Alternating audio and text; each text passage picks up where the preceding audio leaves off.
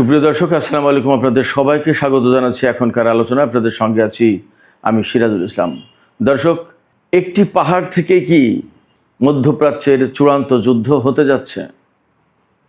মার্কিন president Donald Trump ঘোষণা করেছেন তারা খুব শিগগিরই ইরানের পিক এক্স পাহাড়ে হামলা করবে এবং সেই হামলায় জড়িয়ে যেতে পারে ইসরায়েল। প্রশ্ন হচ্ছে, পিক এক্স পাহাড়ে কি আছে? এদিকে ইরানের আইআরজিসি পাল্টা হুঁশিয়ারি উচ্চারণ করে বলেছে, এই ধরনের হামলা যদি হয় তাহলে পুরো মধ্যপ্রাচ্যে ভয়াবহ যুদ্ধ শুরু হবে এবং ইসরায়েলের প্রতিটি কোনায় কোনায় ইরান হামলা চালাবে। ইসরায়েলকে লক্ষ্য করে 500 খাইবার শেখান ক্ষেপণাস্ত্র ছুড়বে। এদিকে হরমুজ প্রণালী এলাকায় ইরান 10,000 স্নাইপার মোতায়েন করেছে। অন্যদিকে ইয়েমেন যে সৌদি আরবের উপর নৌ অবরোধ আরোপ করেছে তার আওতায় তার অংশ হিসেবে সৌদি আরব থেকে তেলবাহী 2টি জাহাজ যাচ্ছিল, সেই 2টি জাহাজকে ফেরত পাঠিয়েছে। বাব আল মানদেব প্রণালী ক্রস করতে দেয়নি। এছাড়া আরও 6টি জাহাজ সৌদি আরবের তেল আনার জন্য যাচ্ছিল, তাদেরকেও প্রবেশ করতে দেয়া হয়নি।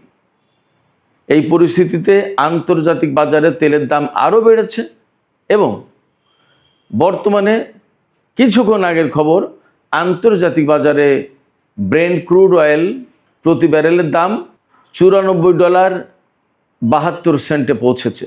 গতকাল যা ছিল তার চেয়েও বেড়ে গেছে। আর ওয়েস্ট টেক্সাস ইন্টারমিডিয়েট যেটা, তার দাম বর্তমানে $87.78 প্রতি ব্যারেল তেলের দাম। এই পরিস্থিতিতে একদিকে যেমন বিশ্ব অর্থনীতি এবং তেলের বাজার মারাত্মক রকমের অস্থিতিশীল হয়ে পড়েছে, তেমনি মার্কিন প্রেসিডেন্ট ডোনাল্ড ট্রাম্পের পিক এক্স পাহাড়ে হামলার ঘোষণা এবং তাতে ইসরায়েলের জড়িয়ে যাওয়া আর ইরানের পাল্টা হুঁশিয়ারি, এতে আরও ভয়াবহ উদ্বেগ, অস্থিতিশীলতা এবং বড় রকমের যুদ্ধের ঝুঁকি তৈরি করেছে। আসলে পরিস্থিতি যাচ্ছে কোথায়? ইরান, আমেরিকা এবং ইসরায়েলের মধ্যকার এই সংকট আসলে বিশ্বকে কোথায় নিয়ে ঠেকাবে এবং এর শেষ পরিণতি কোথায়? সুপ্রিয় দর্শক, আমরা এই সমস্ত বিষয় নিয়ে আজকের ভিডিওতে বিস্তারিত আলোচনা করব। আশা করি আপনারা শেষ পর্যন্ত সঙ্গে থাকবেন। আর ভিডিও ভালো লাগলে লাইক, কমেন্ট, শেয়ার করবেন এবং চ্যানেলটি সাবস্ক্রাইব করে সাথেই থাকবেন। দর্শক, চলুন প্রথমেই পিক এক্স পাহাড়ে মার্কিন প্রেসিডেন্ট যে হামলার হুঁশিয়ারি দিয়েছেন, কেন এই হুঁশিয়ারি দিলেন, পিক এক্স পাহাড়টা কি আছে সেখানে এবং সেখানে কেন ইসরায়েল জড়িয়ে যেতে চায়, আর ইরান বা এত ভয়াবহ যুদ্ধের অর্থাৎ পাল্টা হামলার, পাল্টা যুদ্ধের কেন হুঁশিয়ারি দিচ্ছে? পিক এক্স পাহাড়টা হচ্ছে ইরানের মধ্যাঞ্চলে যে নাতানজ পরমাণু কেন্দ্র, যেটা ইস্পাহানে, সেই পরমাণু কেন্দ্রের কয়েক মাইলের ভেতরেই এই পিক এক্স পাহাড় অবস্থিত। সেখানে আমেরিকা, ইসরায়েল তারা বলছে ইরানের নতুন পরমাণু ঘাঁটি আছে, পরমাণু স্থাপনা আছে। সেই পরমাণু স্থাপনায় ইরান গোপনে হাজার হাজার নতুন সেন্ট্রিফিউজ স্থাপন করেছে এবং আগে ফোর্দো, নাতানজ সহ যে 3টি পরমাণু স্থাপনা হামলা চালিয়েছিল, সেই জায়গা থেকে সমৃদ্ধ ইউরেনিয়াম, ইরানের হাতে যে 1000 পাউন্ড বা 450 কেজি মতো সমৃদ্ধ ইউরেনিয়াম, 60 মাত্রার ইউরেনিয়াম আছে, সেই ইউরেনিয়াম এই পিক এক্স পাহাড়ে নাকি আনা হয়েছে। এটা দাবি ইসরায়েলের। এই দাবি, এই তথ্য আমেরিকাকে জানিয়েছে। এখন ডোনাল্ড ট্রাম্প সেই তথ্য অনুযায়ী নতুন করে হামলা চালাবে পিক এক্স পাহাড়ে, ইরানের পরমাণু কেন্দ্রে। আন্তর্জাতিক বা পশ্চিমা রিপোর্টগুলো বলছে যে এই পিক এক্স পাহাড়ে যে পরমাণু স্থাপনা ইরান তৈরি করেছে তা এখনও পুরোপুরি চালু হয়নি, নির্মাণাধীন। কিন্তু আমেরিকা, ইসরায়েল আগে এটা শেষ করে দিতে চায় এবং এখানে রাখা আছে ওই সমৃদ্ধ ইউরেনিয়াম। তবে পশ্চিমা গবেষকরা বা বিশ্লেষকরা বলছে যে পিক এক্স পাহাড়ে ইরান যে পরমাণু স্থাপনা তৈরি করেছে তা ধ্বংস করা মোটামুটিভাবে কোনোভাবেই সম্ভব না। তার কারণ হচ্ছে এটা অত্যন্ত পাহাড়ি এলাকায় অবস্থিত, প্রথম কথা। দ্বিতীয় কথা হচ্ছে যে এই মূল স্থাপনা বা মূল কেন্দ্র যেটা, সেটা পাহাড়ের অনেক বেশি গভীরে, এবং তার দরজাগুলো যে প্রবেশ পথ সেগুলো এমনভাবে তৈরি করা হয়েছে যা এই বাংকার বাস্টার বোমা দিয়েও ধ্বংস করা যাবে না, এমনভাবেই তৈরি করা হয়েছে। কারণ ইরানের বিভিন্ন সময়কার অভিজ্ঞতার আলোকে নতুন করে এই পিকেক্স পাহাড়ের পরমাণু স্থাপনা তৈরি করা হচ্ছে, এবং এটা ওই রকমের শক্তিশালী প্রতিরক্ষামূলক ব্যবস্থা এখানে আছে, যার কারণে এটা সহজে ধ্বংস করা যাবে না। বিমান হামলা দিয়ে মূল কেন্দ্র ধ্বংস করা যাবে না। এই কেন্দ্র যদি নস্যাৎ করতে হয় বা এখান থেকে যদি সমৃদ্ধ ইউরেনিয়াম নিতে হয়, তাহলে এখানে স্থল অভিযান চালানো ছাড়া কোনো বিকল্প উপায় নেই। বাট স্থল অভিযান চালাতে গেলে সেটা হবে আরও অনেক বেশি ঝুঁকিপূর্ণ, অনেক বেশি প্রাণঘাতী এবং ভয়াবহ চ্যালেঞ্জিং। কারণ এত পাহাড়ের গভীরে গিয়ে অজানা অচেনা লোকেদের পক্ষে এখানে অভিযান চালানো কঠিন ব্যাপার। ঠিক যেহেতু এটা নতুন একটা প্রতিষ্ঠান স্থাপনা, সে কারণে তার প্রতিরক্ষার জন্য ইরান ওই রকমই সম্ভাব্য সব ধরনের উপায় অবলম্বন করেছে, সব ধরনের ব্যবস্থা রেখেছে। অতএব স্থল অভিযান চালাতে গেলে মার্কিন বা ইসরায়েলি সেনাদের প্রচুর ক্ষয়ক্ষতি হবে, তাতে কোনো সন্দেহ নেই। এখন প্রশ্ন হচ্ছে, এই যে ইসরায়েল এবং আমেরিকায় এই হামলায় জড়িত হবে বা এই হামলা চালাবে, ইরান কি করবে? ইরান এখানে পরিষ্কার করে বক্তব্য দিয়েছে, যদি এই ধরনের কোনো হামলা চালায় আমেরিকা ইসরায়েল, তাহলে ইরানের আইআরজিসির পক্ষ থেকে পরিষ্কার বার্তা দেওয়া হয়েছে যে একদম সাথে সাথেই ইসরায়েলের বিরুদ্ধে ভয়াবহ হামলা শুরু হবে, পুরো মধ্যপ্রাচ্যে হামলা ছড়িয়ে পড়বে, এবং ইসরায়েলের প্রতিটি কোনায় কোনায় হামলা চালানো হবে, প্রতিটি কর্নারকে লক্ষ্যবস্তু করা হবে, এবং অন্তত 500 খাইবার শেখান ক্ষেপণাস্ত্র ছোড়া হবে ইসরায়েলকে লক্ষ্য করে। খাইবার শেখান ক্ষেপণাস্ত্রটা কি? খাইবার শেখান ক্ষেপণাস্ত্র হচ্ছে হাইপারসনিক ক্ষেপণাস্ত্র। এই ক্ষেপণাস্ত্রের পাল্লা হচ্ছে 2000 কিলোমিটার, অর্থাৎ ইরান থেকে ছুড়লে 2000 কিলোমিটার দূরের লক্ষ্যবস্তুতে আঘাত হানতে সক্ষম, এবং এটা 1.5 টন 1500 কেজি ওয়ারহেড বহন করতে পারে। একটা ওয়ারহেডের ওজন 1500 কেজি, অর্থাৎ 1.5 টন 37.5 মন। এইরকম একটা ওয়ারহেড বিস্ফোরিত হলে সেখানে কি হবে আপনি কল্পনা করেন। ইরান বলেছে অন্তত 500 খাইবার শেখান ইসরায়েলে মারা হবে। তাহলে ইসরায়েলের অস্তিত্ব থাকবে কিনা সেটা নিয়েই তো প্রশ্ন। এখানে আরেকটা তথ্য দিয়ে রাখি, আমেরিকা ইসরায়েলের কাছে কিন্তু হাইপারসনিক ক্ষেপণাস্ত্র মোকাবেলার কোনো প্রযুক্তি নেই। ফলে পিকেক্স মাউন্টেইনে বা এই পাহাড়ে আমেরিকা ইসরায়েল হামলা চালাবে কি চালাবে না তার হিসাব নিকাশ তারা করুক, সেই সিদ্ধান্ত তারা নিক।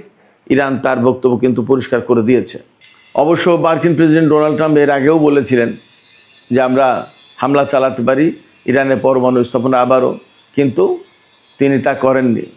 দেখা যাক এবার কী হয়। তবে ইরান এবার ব্যাপক মাত্রায় প্রস্তুত। তার বড় কারণ হচ্ছে আমরা গত কয়েকদিনের ইরানের হামলা যে ধরন দেখছি, তাতে ইরান যা করেছে, মেইনলি মধ্যপ্রাচ্যের যত দেশে মার্কিন ঘাঁটি আছে তার প্রত্যেকটা ঘাঁটিতে ব্যাপকভাবে, আমি গতকালকেও বলেছি আজকেও বলি, radar system, early warning system, electronic warfare system, তারপরে যে সমস্ত গোয়েন্দা বিমান বা কমান্ড অ্যান্ড কন্ট্রোল সেন্টার হিসেবে কাজ করে যে সমস্ত বিমান, সেগুলোর উপর হামলা চালিয়েছে। KC-135, KC-17, KC-46 এই ধরনের রিফুয়েলিং ট্যাঙ্কার বিমান বা পরিবহন বিমান, এগুলোর উপর হামলা চালিয়েছে। প্রচুর পরিমাণে ড্রোন ক্ষতিগ্রস্ত হয়েছে, বিমানের হ্যাঙ্গারে হামলা চালিয়েছে। একটা F-15 জঙ্গি বিমান ধ্বংস হয়েছে, কয়েকটা F-35 বা F-16 এই সমস্ত বিমান ধ্বংস হয়েছে। বেশ কিছু সেনা নিহত হয়েছে। আমরা সবাই জানি সেই সেনাদের লাশ গতকাল আমেরিকা পৌঁছেছে, সেই লাশ রিসিভ করেছে মার্কিন প্রেসিডেন্ট ডোনাল্ড ট্রাম্প। এরপরে AP বার্তা সংস্থা AP, অ্যাসোসিয়েটেড প্রেস, এই অ্যাসোসিয়েটেড প্রেস খবর দিচ্ছে যে ইরানের হামলায় অন্তত 500 সেনা আহত হয়েছে। নিহতর কথা বলছে না। 500 সেনা যদি আহত হয় তাহলে নিহত কতগুলো হতে পারে মোটামুটি একটা কল্পনা করা যেতে পারে। তার মানে ইরান কিন্তু যথেষ্ট প্রতিরোধমূলক হামলা চালাচ্ছে এবং অ্যাগ্রেসিভ হামলা চালাচ্ছে, ডিফেন্সিভ না। এখন ইরান অনেকটা অফেন্সিভ। তো যে কথা বলছিলাম, মধ্যপ্রাচ্যের এই যে সিস্টেম, রেডার ম্যাডার, এই সমস্ত যা সিস্টেম, এইগুলো ধ্বংস করে দিয়ে আমেরিকাকে প্রকৃতপক্ষে কানা করে দিচ্ছে, অন্ধ করে দিচ্ছে। আমেরিকা তার প্রতিরক্ষা ব্যবস্থা ঠিক রাখতে পারছে না। ইরান যে বিমান হামলা চালাবে বা ক্ষেপণাস্ত্র বা ড্রোন হামলা চালাবে, এই সমস্ত হামলা চালালে সে শনাক্ত করতে পারবে না এবং সেগুলোকে ধ্বংস করতে পারবে না। গতকালকে শুনলাম যে কুয়েতের আকাশে ইরানের ড্রোন ঘুরে বেড়াচ্ছে, হয় গোয়েন্দা ড্রোন অথবা শনাক্ত করছে কোনো কিছু, যাই হোক সেই ড্রোন নিরাপদে ঘুরে ফিরে আসলো, কিন্তু আমেরিকা সেই ড্রোনকে কিছুই করতে পারেনি। তার মানে দাঁড়াচ্ছে, মোটামুটিভাবে ধরে নেওয়া যায় যে কুয়েতের আকাশ প্রতিরক্ষা ব্যবস্থা বা early warning system, radar system, এই সমস্ত সব কিছু ধ্বংস হয়ে গেছে। একইভাবে বাহরাইন, সংযুক্ত আরব আমিরাতেও চলছে। এবং গতকালকেই তো আমি বলেছিলাম যে জর্ডানের যে পরিমাণে হামলা চালাচ্ছে ইরান, তাতে আগামী আর 4-5 দিন যদি এইভাবে হামলা চালায়, তাহলে জর্ডানের বিমান ঘাঁটিগুলো আর সচল থাকবে না, অচল হয়ে যাবে। এরই মধ্যে কয়েকটা গেছে। এবং মার্কিন প্রেসিডেন্ট ডোনাল্ড ট্রাম্প, এই যে মার্কিন সেনা নিহত হলো জর্ডানে এবং ক্ষয়ক্ষতি হচ্ছে, এর জন্য জর্ডানকে দায়ী করেছে। তিনি বলছেন যে এগুলো আসলে জর্ডানের হাতে দিয়ে আমরা ভুল করেছি, এগুলো নিজেদের জিনিস নিজেদেরই রক্ষা করার দরকার ছিল। আসলে কি ব্যাপারটা তাই? ব্যাপারটা হচ্ছে যে জর্ডানের কি ক্ষমতা আছে মার্কিন ঘাঁটি রক্ষা করবে? ওখানে তো মার্কিন সেনারাই টিকতে পারছেন, জর্ডান কি করবে? আমরা নতুন করে আরেকটা খবর পাচ্ছি যে হরমুজ প্রণালী এলাকায়, হরমুজ প্রণালীর যে উপকূল, এই উপকূল জুড়ে ইরান অন্তত 10,000 স্নাইপার মোতায়েন করেছে। তার মানে আশঙ্কা করা হচ্ছে বা ধারণা করা হচ্ছে ইরানের দক্ষিণ উপকূল দিয়ে আমেরিকা স্থল অভিযান চালানোর চেষ্টা করতে পারে। যদি তাই চালায়, তাহলে এই স্নাইপারগুলো আমেরিকার সেনাদের জন্য ভয়াবহ প্রাণঘাতী হয়ে দাঁড়াবে। এদিকে সৌদি আরব, কুয়েত, বাহরাইন, এই সমস্ত দেশে গতকাল আমরা বিভিন্ন মাধ্যম থেকে খবর পাচ্ছি যে ছোটোখাটো বিভিন্ন জায়গায় বিক্ষোভ হয়েছে। তাদের দাবি, অর্থাৎ কুয়েত, বাহরাইন, সৌদি আরব, এই সমস্ত জায়গায় মার্কিন ঘাঁটি থাকার কারণে ইরান এই সমস্ত দেশে হামলা চালাচ্ছে, ড্রোন হামলা চালাচ্ছে, ক্ষেপণাস্ত্র হামলা চালাচ্ছে এবং আমেরিকাও সেখান থেকে হামলা চালাচ্ছে। এই যে প্রতি মুহূর্তে বিস্ফোরণ ভয়াবহ একটা প্যানিক সৃষ্টি করছে, জনজীবনকে একদম অস্থির করে তুলেছে, ভয়ের ভিতরে ঠেলে দিয়ে, উদ্বেগ উৎকণ্ঠার ভিতরে ঠেলে দিয়েছে। এর জন্য মূল দায়ী হচ্ছে মার্কিন ঘাঁটি। অর্থাৎ মার্কিন ঘাঁটি যদি না থাকতো তাহলে এই অবস্থা তৈরি হতো না। এই সমস্ত দেশের জনগণের বক্তব্য হচ্ছে এই সমস্ত দেশের সরকার আমেরিকার ঘাঁটি তৈরি করতে দিয়ে আজকে এই বিপদ ডেকে এনেছে। বাস্তব একটা কথা বলি, গতকালকে কুয়েত থেকে আমাকে একজন মেসেজ পাঠিয়েছে, ভদ্রলোকের নাম প্রকাশ করছি না, কিন্তু আমাকে মেসেজ পাঠানোর মূল কারণ হচ্ছে, হোয়াটসঅ্যাপে মূল মেসেজ পাঠিয়েছে, এর মূল সূত্রটা হচ্ছে একসময় আমি যে গাড়িটা ব্যবহার করতাম সে গাড়ি সে চালাতো, সে এখন কুয়েতে গেছে, এই তো মাস 2-3 হলো। সে গতকালকে বলল যে স্যার, এত ভয়াবহ হামলা হয়, ইরানের ক্ষেপণাস্ত্র এসে যখন আঘাত করে তখন বিল্ডিংগুলো থর করে কাঁপে, মনে হয় ভূমিকম্প, মনে হয় যে কখন না জানি বিল্ডিং ধসে পড়ে। প্রতিটা মুহূর্তে মনে হয় যে জীবন অনিশ্চিত, যে কোনো মুহূর্তে মারা যাব, কখন কি হয় বলা যায় না, এত ভয়ঙ্কর একটা পরিস্থিতি।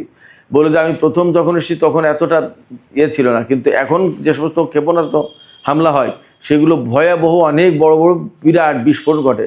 বললো যে বিস্ফোরণ যখন ঘটে তখন আগুনের হলকা ছোটে। এইগুলো তো প্রতিনিয়ত, প্রতিদিন, প্রতিক্ষণ বাহরাইন, কুয়েত, সৌদি আরব, সংযুক্ত আরব আমিরাত, কাতার, জর্দান, এই সমস্ত দেশের জনগণকে দেখতে হচ্ছে, এই প্যানিকের ভেতরে তাদেরকে থাকতে হচ্ছে।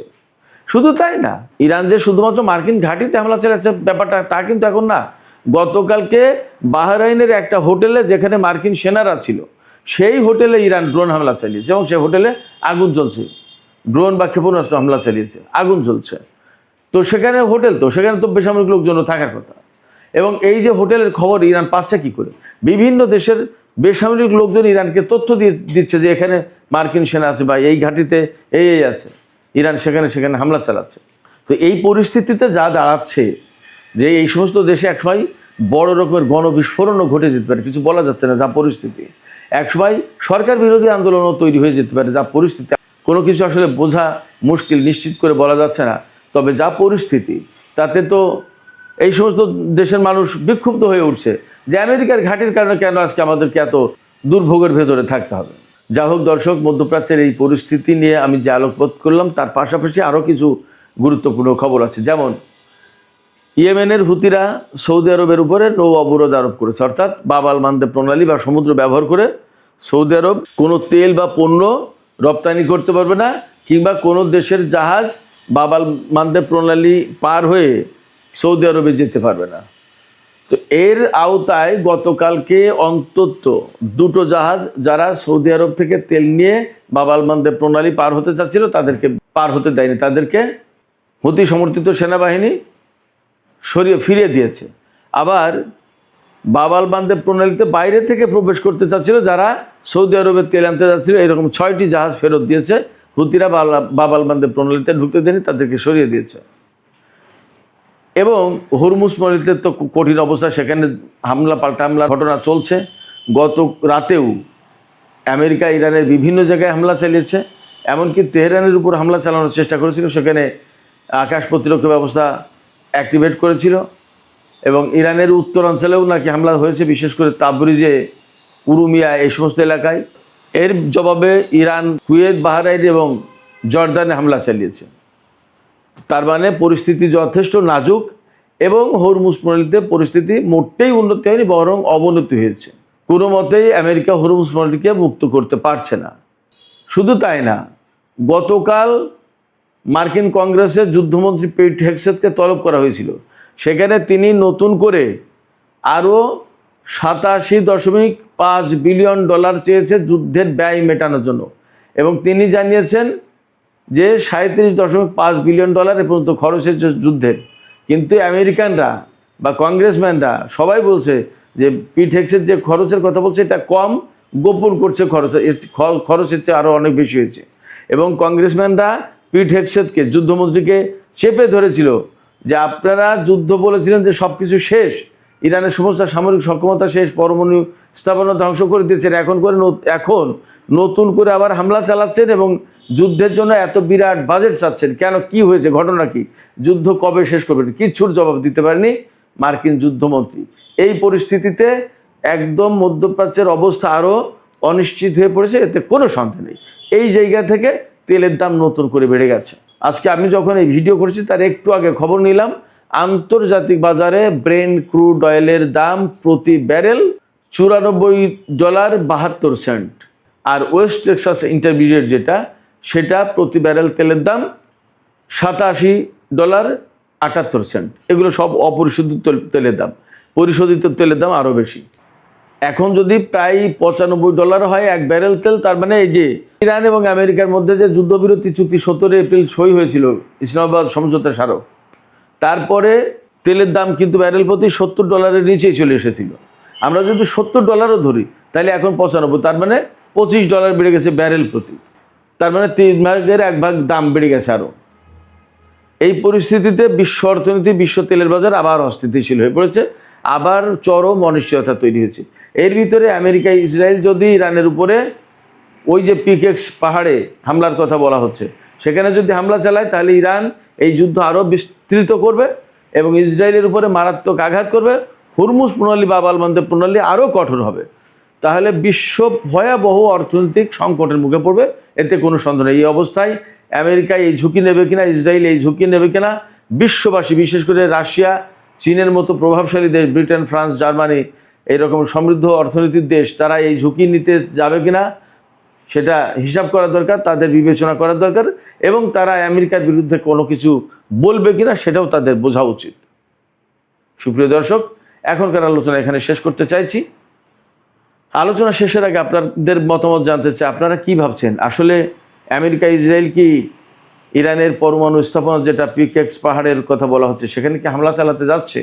এবং যদি হামলা চালায় তাহলে কিন্তু ইরান পাল্টা জবাব দেওয়ার হুমকি দিয়েছে ইসরায়েলের উপর। প্রতিটি কর্নারকে তারা লক্ষ্যবস্তু করবে। ইরান কি এই হুমকি বা এই হুঁশিয়ারি বাস্তবায়ন করতে পারবে? কি মনে হয়? সেখানে বলা হয়েছে ইরান 500 খাইবার সেখানে হাইপারসনিক ক্ষেপণাস্ত্র ব্যবহার করবে। এটা কি সম্ভব কিনা ইরানের পক্ষে? আপনাদের মতামত জানিয়ে কমেন্টে লিখতে পারেন। আর ভিডিও ভালো লাগলে লাইক, কমেন্ট, শেয়ার করবেন এবং চ্যানেলটি সাবস্ক্রাইব করে সাথেই থাকবেন। দর্শক, এখনকার আলোচনা এখানেই শেষ করতে চাইছি। আপনারা সবাই অনেক অনেক ভালো থাকুন। আল্লাহ হাফেজ।